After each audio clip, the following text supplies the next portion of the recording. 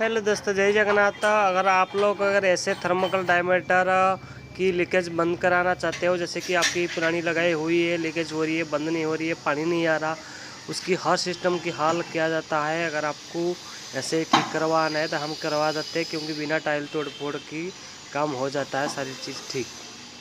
पानी की प्रेशर कमी की वजह से दिक्कत आ रही है, वो भी चीज़ हो जाता है।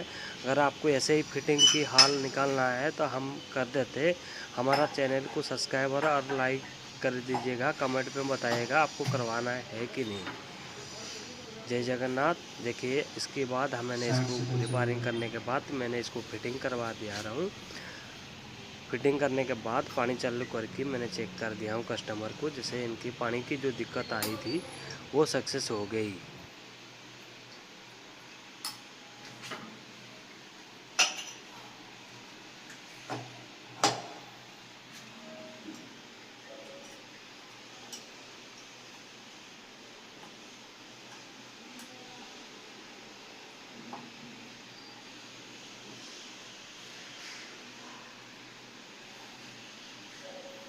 हो गया 60 सेकंड काट।